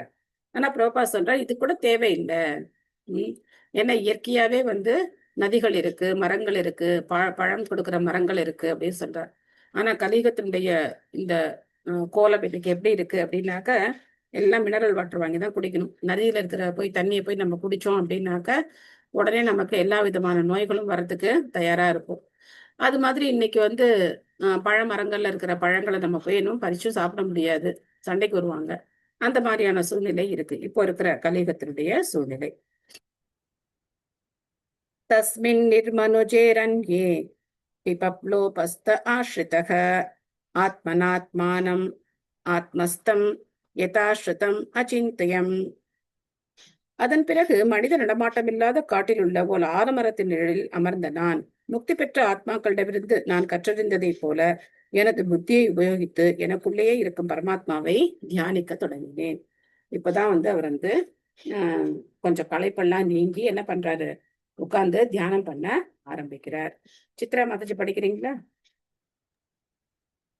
படிக்கிறேன் மாதாஜி. ஹரே கிருஷ்ணா மாதாஜி. ஹரே கிருஷ்ணன். பொருளுரை மொழிபெயர்ப்பு பொருளுரை வழங்கிய உயர் திரு தெய்வ திரு ஆசா பக்திவேதாந்த சுவாமி பிரபுபாதருக்கு ஜெய். ஒருவர் தான் விரும்பியபடி தியானம் செய்யக்கூடாது. தகுதியுள்ள ஒரு ஆன்மீக குருவின் வாயிலாக அதிகாரப்பூர்வமான சாஸ்திரங்களில் இருந்து தியானிக்கும் முறையை ஒருவர் நன்கு அறிய வேண்டும். மேலும் ஒவ்வொரு ஜீவராசிக்குள்ளும் வீற்றிருக்கும் பரமாத்மாவை தியானிப்பதற்கு பயிற்சி அளிக்கப்பட்ட ஒருவரது புத்தியை நன்கு உபயோகிப்பதன் மூலமாகவும் இம்முறையை ஒருவர் அறிய வேண்டும். ஆன்மீக குருவின் கட்டளையை நிறைவேற்றுவதன் வாயிலாக பகவானுக்கு உன்னத அன்பு தொண்டை செய்துள்ள பக்தர் ஒருவர் இவ்வுணர்வை நன்கு விருத்தி செய்து கொள்கிறார். ஸ்ரீ நாரத முனிவர் தகுதியுள்ள ஆன்மீக குருமார்களுடன் தொடர்பு கொண்டு அவர்களுக்கு உண்மையான தொண்டு செய்து சரியாக ஞானம் பெற்றார். இவ்வாறாக அவர் தியானத்தை துவங்கினார். Thank you Mataji. Hare Krishna Mataji. Thank you Mataji. Hare Krishna. So இதுல ஒரு லைன் ரொம்ப முக்கியமான ஃபர்ஸ்ட் லைன். ஒருவர் தான் விரும்பியபடி தியானம் செய்யக்கூடாது. ஒருவர் தான் விரும்பியபடி தியானம் செய்யக்கூடாது. ஏன்னா இன்னைக்கு தியான வகுப்புகள்னு போறவங்க என்ன எதை தியானம் பண்ண சொல்றாங்க? யாருக்காவது அனுபவம் இருக்கா? எங்கேயாவது போயிருக்கீங்களா? இங்கேயும் போனதில்லை. நீங்க என்ன விருப்பமோ அவங்கள தியானம் பண்ணிக்கோங்கன்னு சொல்லுவாங்க. உங்க மனசுக்கு என்ன தோணுதோ நீங்க அதை தியானம் பண்ணுங்க. என்னென்ன நீங்க தியானத்துல உட்கார்ந்தும் போது என்னென்ன உங்க மனசுல வருதோ அதெல்லாம் தியானம் பண்ணுங்க அப்படின்னு சொல்லுவாங்க. சில பேர் வந்து உங்களுக்கு பிடிச்ச நடிகரை தியானம் பண்ணுங்க, உங்களுக்கு பிடிச்ச சாப்பாடு தியானம் பண்ணுங்க, என்னென்னவா சொல்லுவாங்க. ஸோ இப்படி எல்லாம் நம்ம போனோம் அப்படின்னாக்க என்ன ஆகும்? நம்ம பண்ணது தியானம் கிடையாது இல்லையா? அது வந்து அபத்தம் தான், அது தியானம் கிடையாது. அதனால ஆன்மீக குருவுடைய வாயிலாக அதிகாரபூர்வமான ஒரு ஆன்மீக குரு கிட்டேந்து நாம ஆன்மீக விஷயங்களை தெரிஞ்சுக்கணும். இப்போ பிரபுபாதர் நமக்கு சொல்றார், ஹரே கிருஷ்ண மந்திரத்தை நீங்க வந்து ஜபம் பண்ணும்போது அந்த மந்திரத்தினுடைய ஓசைய கேளுங்க அப்படின்னு சொல்றார். அதுதான் நம்முடைய தியானம். ஹரே கிருஷ்ண கிருஷ்ண கிருஷ்ண ஹரே ஹரே, ஹரே ராம ராம ராம ஹரே ஹரே. மந்திரத்தை நம்ம உச்சாடனம் பண்ணும்போது அந்த ஓசையை நாம சரியா கேட்கணும். 16 வார்த்தைகளையும் நம்ம சரியா சொல்றோமா அப்படிங்கிறத கேட்கணும். ஏன்னா வேகமா ஜபம் பண்ண சொல்லிட்டு அதுல எந்த ஒரு தெளிவான உச்சரிப்பும் இருக்காது இல்லைங்களா? அது என்னமோ சில பேர் வந்து உசு உசு உசுன்னு ஜபம் பண்ணுவாங்க, அப்படி ஜபம் பண்ணுவாங்க. அப்படிலாம் பண்ணக்கூடாது. உச்சரிப்பு தெளிவா இருக்கணும். ஹரே கிருஷ்ண கிருஷ்ண கிருஷ்ண ஹரே ஹரே, ஹரே ராம ராம ராம ஹரே ஹரே. உச்சரிப்பு அப்படிங்கிறது தெளிவா இருக்கணும். 16 வார்த்தைகளையும் நாம உச்சரிக்கணும். அது நம்ம வந்து கவனமா இருக்கணும். அதுதான் நம்முடைய தியானம் அப்படிங்கிறது. அதுக்கப்புறம் நம்ம பண்ணக்கூடிய எல்லா காரியங்கள்லையும் நம்ம வந்து பகவானுக்காக பண்றோம் அப்படிங்கிறதுல நம்ம வந்து ரொம்ப ரொம்ப கவனமா இருக்கணும். தியாயதச்சரணாம்போஜம் பாவ நிர்ஜித சேதசா ஔத்கண்ட்யாஷு கலக்ஷஸ்ய பிருதி ஆசீத் மே சனைர் ஹரிஹி. உன்னத அன்பினால் பரவசமடைந்த நான் பரமபுருஷ பகவானின் தாமரை பாதங்களை தியானிக்க துவங்கிய உடனேயே என் கண்களிலிருந்து கண்ணீர் உருண்டோடியது. பரமபுருஷ பகவானாகிய ஸ்ரீ கிருஷ்ணனும் தாமதமின்றி என் இதய கமலத்தில் தோன்றினார். கிருஷ்ணன் வந்துட்டார். என்ன சொல்றார்? ஔத்கண்டியா ஸ்ரு கலாக்ஷஸ்ய கிருதி ஆசீன் அப்படிங்கிறார். கிருதி ஆசீன்னா அவருடைய இதயத்துல பகவான் வந்து உட்கார்ந்துட்டார். மே ஷனைர் ஹரிஹி, உடனே வந்து பகவான் சனைனா தாமதமே இல்லாம உடனே வந்துட்டாராம் பகவான். அந்த மாதிரி பகவானுடைய பாதார விந்தங்களை நாம என்ன பண்ணணும்? தியானம் பண்ணணும். நம்ம பாக்குறோம் 20 வருஷம் குறைஞ்சபட்சம் எனக்கு வந்து இப்போ 18 வருஷம் ஆயிடுச்சு இஸ்கானுக்கு வந்து சாண்டிங் பண்ணிக்கிட்டே தான் இருக்கும். ஆனா நம்ம இந்த மாதிரி ஒரு நிலையை இன்னும் அடையலை. ஏன் அப்படின்னா நம்மளுடைய கவனம் அதுல அந்த மாதிரி இல்லை. பிரபுபாதர் ஒரு பொருள் சொல்லியிருந்தார், நாரதர் அடைந்த அதே நிலையை எல்லாரும் அடையலாம் அப்படின்னு சொல்லியிருந்தார்.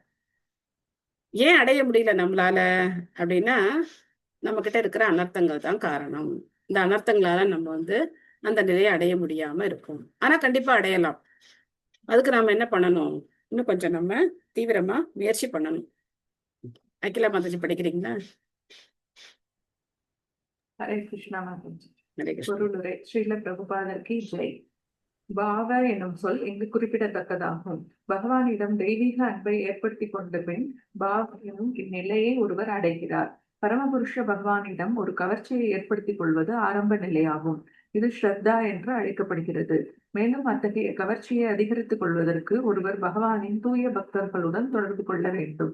பக்தி தொண்டின் சட்டத்திட்டங்களை நிறைவேற்றுவது மூன்றாவது நிலையாகும்.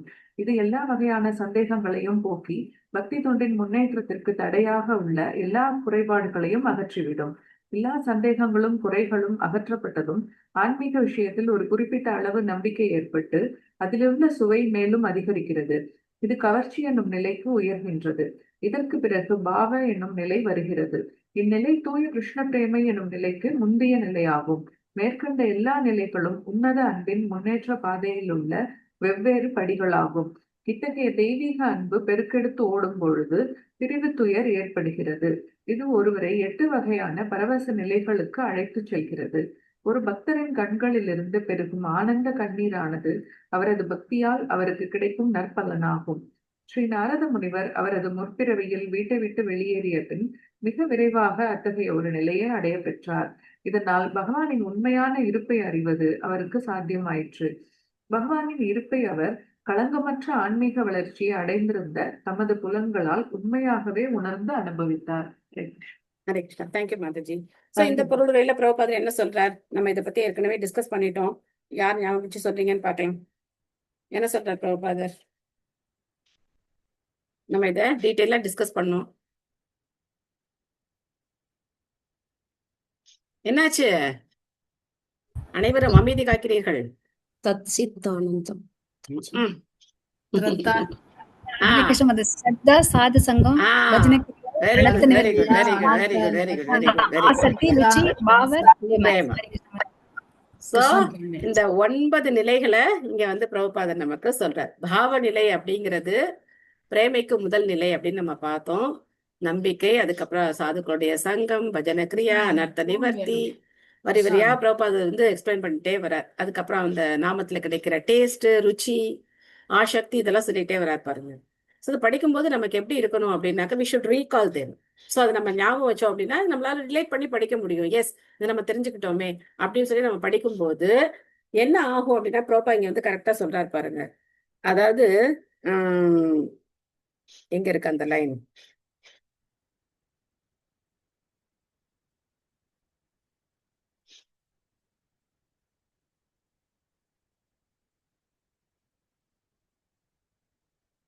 பக்தி தொண்டின் சட்டத்திட்டங்களை நிறைவேற்றுவது மூன்றாவது நிலையாகும். இது எல்லா வகையான சந்தேகங்களையும் போக்கி பக்தி தொண்டின் முன்னேற்றத்திற்கு தடையாக உள்ள எல்லா குறைபாடுகளையும் அகற்றிவிடும். இது என்ன ஸ்டேஜ்? இது என்ன ஸ்டேஜ்னு பார்த்தோம்? அனந்த நிவர்த்தி. Very good. அனர்த்த நிவர்த்தி. அனர்த்த நிவர்த்தி.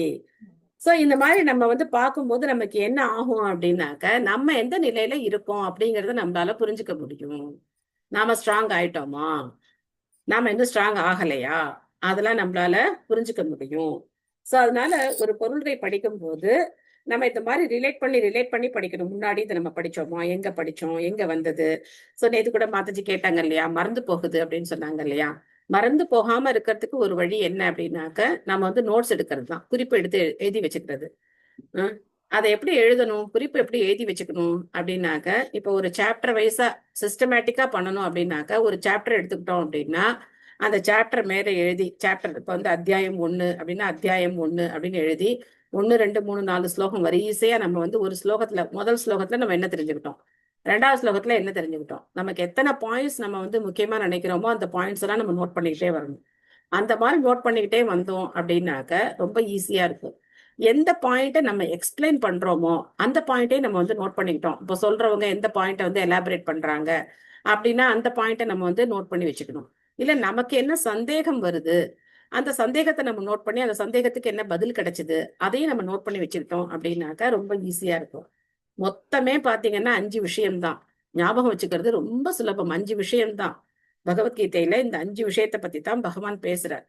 முதல்ல வந்து நம்மளை பத்தி பேசுறார், அதுக்கப்புறம் நம்ம பண்ணக்கூடிய காரியங்களை பத்தி சொல்றார், இந்த ஜட உலகத்தை பத்தி சொல்றார், காலத்தை பத்தி சொல்றார், தன்னை பத்தி சொல்றார். இந்த 5 விஷயங்கள் தான். இதை முதல்ல நம்ம லாங்குவேஜ்ல நம்ம அதை புரிஞ்சுக்கணும். நம்மளை பத்தி சொல்றார் அப்படின்னா அதுக்கு சான்ஸ்கிரிட் வேர்டு என்ன? ஜீவாத்மா. ஜீவாத்மா. Very good. ஜீவாத்மா, ஜீவாத்மா. அதுக்கப்புறம் நம்ம பண்ற செயல்களை பத்தி சொல்றார். அதோட சான்ஸ்கிரிட் வேர்டு என்ன? கர்மம். கர்மா. அப்புறம் இந்த பௌதிக உலகத்தை பத்தி சொல்றார். அதோட சான்ஸ்கிரிட் வேர்டு என்ன? ஜட இயற்கை.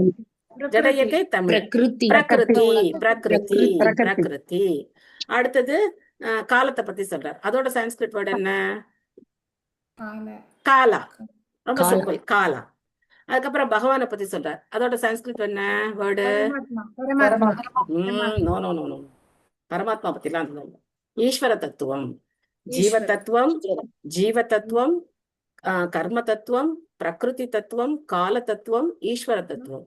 இந்த 5 தத்துவங்கள் தான். இந்த 5 தத்துவங்கள்ல நம்ம வந்து 5 செக்மெண்டா பிரிச்சுக்கிட்டோம் அப்படின்னாக்க, இப்ப ஜீவாத்மாவை பத்தி சொல்லும் போது ஜீவாத்மா இந்த பௌதிக உலகத்துல வந்து துன்பப்படுது, 3 வகையான துன்பங்கள், அதுக்கப்புறம் இன்னொரு 4 துன்பம், மொத்தம் 7 துன்பம் நமக்காக பகவான் வந்து படைச்சு வச்சிருக்கார். 7 விதமான துன்பங்கள் நாம கேட்டிருப்போம். அதனால சோ அந்த 7 விதமான துன்பங்களை நாம எப்படி துன்பப்படுறோம், மாயினால நம்ம எப்படி கவரப்படுறோம். மாதாஜி சாரி டிஸ்டர்ப் பண்றதுக்கு. குணங்கள், தொழில்கள் அது எதுல பிக்ஸ் ஆகும் மாதா?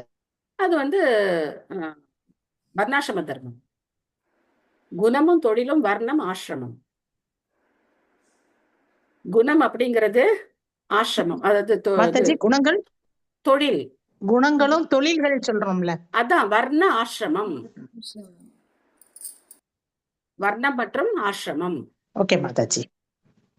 இப்போ வர்ணம் 4 வர்ணங்கள் இருக்கு இல்லையா? பிராமணா, க்ஷத்ரியா, வைஷ்யா, சூத்ரா, 4 வர்ணங்கள். தொழில் என்ன? சாரி, இது வந்து ஆசிரமங்கள். வர்ணம் என்ன? ஆமா, பிரம்மச்சாரி, கிரகஸ்தா, வானப்பிரஸ்தா, சன்னியாசி. இது வந்து ஆசிரமம், சன்னியாசி. ஒரு பிராமண குணம் இருக்கிறவங்க பிராமணர்களா இருப்பாங்க இல்லையா? சத்திரிய குணம் இருக்கிறவங்க சத்திரியர்களா இருப்பாங்க, வைஷ்ய குணம் இருக்கிறவங்க வைஷ்யர்களா இருப்பாங்க, சூத்திர குணம் சூத்திரர்களா இருப்பாங்க. ஆசிரமம் பிராமணர்களுக்கு ஒரு இது பிரம்மச்சாரிக்கு உண்டான ஆசிரமம், கிரகஸ்தர்கள், வனப்பிரஸ்தர்கள், அதுக்கப்புறம் சன்னியாசிகள். இது வந்து இந்த 8 பிரிவுகள். சோ இது மாதிரி நம்ம வந்து ஈஸியா என்ன பண்ணிக்கலாம், எல்லா விஷயத்தையும் ஞாபகம் வச்சுக்கலாம். இந்த 5 கான்செப்டை ஞாபகம் வச்சுக்கிட்டோம் அப்படின்னாக்க இந்த 5 எப்படி இன்டர்ரிலேட் ஆகுது, இதுதான் வந்து மொத்த விஷயமே. இதுதான் இந்த 5 விஷயமும் ஒண்ணுக்கு ஒண்ணு எப்படி தொடர்பு ஏற்படுது, அதுதான் வந்து ஃபுல் விஷயமும் அதுதான். அதனால அதுல மறந்து போகிறதுக்கு ரொம்ப கஷ்டமான விஷயங்கள். நாம வந்து என்ன உயர்ந்த ராதாகிருஷ்ணனுடைய லீலைகள் எல்லாமே நம்ம வந்து இதெல்லாம் பண்றோம். நம்ம அன்றாடம் பண்ணிட்டு இருக்கிற விஷயங்களை தான் நம்ம வந்து என்ன பண்றோம், தெரிஞ்சுக்கிறதுக்கு முயற்சி பண்றோம். சோ நாம ஏன் இந்த மாதிரி இருக்கோம், நம்ம ஏன் துன்பப்படுறோம், நம்முடைய கஷ்டத்துக்கு யார் காரணம், எப்படி நம்ம கர்மால நம்ம வந்து சிக்கிக்கிட்டோம், கர்மால இருந்து நம்ம எப்படி விடுபட முடியும், அதுதான் நம்ம வந்து பண்றோம். சோ அதனால இது ரொம்ப காமன், இது ரொம்ப சிம்பிளான விஷயம் தான். இதுல வந்து ரொம்ப காம்ப்ளிகேட்டடான ஒரு விஷயம் எல்லாம் அந்த மாதிரி பிரபுபாதர் நமக்கு சொல்லி கொடுக்கல. இதே விஷயத்த வேதம் படிச்சோம்னா மண்டை பிச்சுக்கிட்டு போக வேண்டியதுதான். ஆனா பிரபுபாதர் நமக்கு இதை ரொம்ப எளிமையா சொல்லி கொடுத்திருக்காரு. எனக்கு சொல்றதுக்கு வார்த்தையே இல்ல. ஒரு கைடை விட சூப்பர் கைடு மாதாஜி. நீங்க எங்களுக்கு புரியுற மாதிரி சொல்லியிருக்கீங்க. என்னால பாராட்டாம இருக்க முடியல, அதனாலதான் நான் டிஸ்டர்ப் பண்ணிட்டேன். Sorry Mataji. It's okay Mataji. நான் எப்பவுமே கொஸ்டின்ஸ் வந்து நான் எப்பவுமே வந்து என்கரேஜ் தான் பண்ணுவேன் மாதாஜி. ஏன்னா தேங்க்யூ மாதாஜி. உடனே சொல்லணும்னு எனக்கு ஆதங்கமா இருந்தது. ஓகே, நிறைய கேள்வி தேங்க்யூ வெரி மச் மாதாஜி. கேள்வி கேட்கத்தான் நம்மளால என்ன பண்ண முடியும், தெளிவடைய முடியும். எவ்வளவு கேள்வி நான் வந்து சரிங்க படிச்சுக்கிட்டே மாதாஜி, போகணும்னு சரிங்க நினைக்கிறத மாதாஜி. விட as much as questions you ask, என்னால முடிஞ்ச வரைக்கும் நான் வந்து எனக்கு எல்லாம் தெரியும் சொல்ல மாட்டேன், தெரிஞ்ச வரைக்கும் நான் வந்து உங்களுக்கு வாங்கம்மா வாங்க. சொல்லிக் கொடுக்க நான் வந்து முயற்சி ஒரு பண்றேன். பாகவதம் கிளாஸ். ஓகே, சோ இதோட நாம இன்னைக்கு நிறைவு செய்துக்கலாம். ஹரே கிருஷ்ணா. எஸ் மாதாஜி. ஹரே கிருஷ்ண மாதாஜி. இப்ப நம்ம இந்த தொழில் சொன்னீங்க, தொழில் வந்து ஒவ்வொரு இது செய்யறதுக்கு ஏத்த மாதிரி அவங்க வந்து பிராமணர்கள், சத்திரியர், சூத்திரர், வைசியர்கள், சூத்திரர்கள். இப்ப அதுல இன்னொன்னு என்னன்னா, இப்ப இந்த இந்த நாளையுமே ஒருத்தர் எடுத்துக்கிட்டும் எல்லாத்துலயும் கொஞ்சம் கொஞ்சம் பண்ணணுமா? இது எப்படி மாதாஜி? அதெல்லாம் பண்ணக்கூடாது. அதான் பயாவக அந்த ஸ்லோகம் சொன்னீங்களே நீங்க.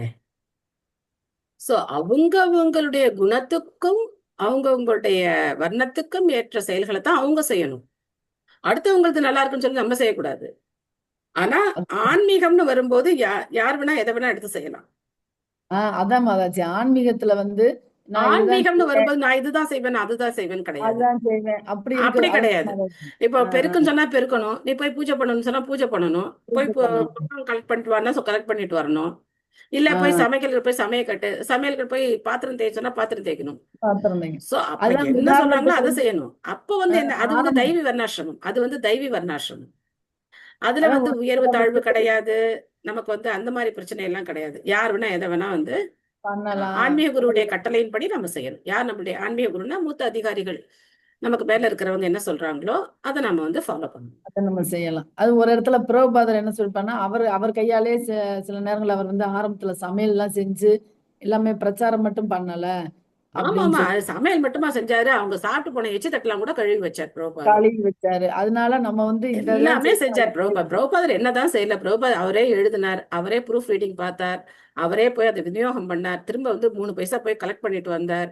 இது மாதிரி பிரபுபாதர் செய்யாத ஒரு சேவையே பகவானுக்கு வந்து கிடையாது. எல்லா சேவைகளையும் பிரபுபாதர் செஞ்சார். விக்கிரகங்களையும் அலங்காரம் பண்ணார், அங்க வந்த பெண்களுக்கு எப்படி புடவை கட்டிக்கிறதுன்னு சொல்லி கொடுத்தார், அவங்களை எப்படி கையில எடுத்து சாப்பிட சொல்லி கொடுத்தார். எல்லாமே ஆளினால் பிரபுபாதர் வந்து நமக்கு வந்து சொல்லி கொடுத்திருக்காரு. அதனால அந்த மாதிரி ஒரு ஆச்சாரியார், அவருக்கு கீழே இருக்கிற நாமளும் எப்படி இருக்கணும், எந்த சொன்னாலும் நம்ம வந்து செய்யறதுக்கு தயாரா இருக்கணும். நான் இதுதான் செய்வேன், நான் அதுதான் செய்வேன் அப்படின்னு நம்ம சொல்லக்கூடாது. கிச்சன்லயே நம்ம பாத்திரம் கழுவுறது இருக்கு அப்படின்னா போய் அதை கழுவணும்.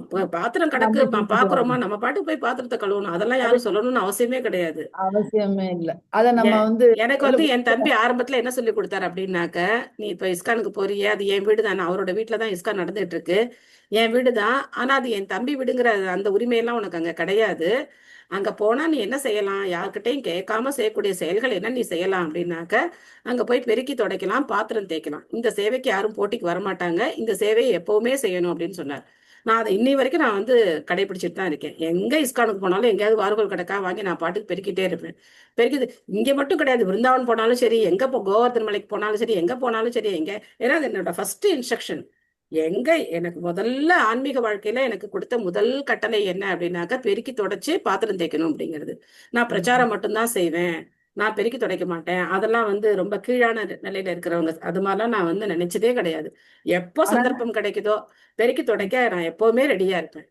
சோ அதனால இப்போ கொஞ்சம் ஏஜ் நம்ம இப்ப கிச்சன்ல வந்து சர்வீஸ் பண்ணிட்டு வெளியில வருவோம், ஆனா அவங்க பாத்துருக்க மாட்டாங்க நம்ம கிச்சன்ல இப்ப இருந்தோன்னு. அவங்க வந்து வெளியே போயிருப்பாங்க, புக்கு விற்கிறதுக்கோ அல்லது வெளியே பிரச்சாரம் பண்றதுக்கோ போயிருப்பாங்க. நான் உங்களை பார்க்கவே இல்லைன்னு ஒரு வாரம். ஆனா நம்ம வேற சேவையில இருந்திருப்போம், வேற சேவையில இருந்திருப்போம். இது வந்து நீங்க என்ன பண்றீங்கன்னா டீட்டெயிலா போறீங்க. இது இவ்வளவு டீட்டெயில் நம்ம இங்க பேச வேண்டியது இல்ல. சோ இதுதான் கான்செப்ட். எந்த சர்வீஸ் இருந்தாலும் நம்ம வந்து செய்யறதுக்கு ரெடியா இருக்கணும். ஓகேவா?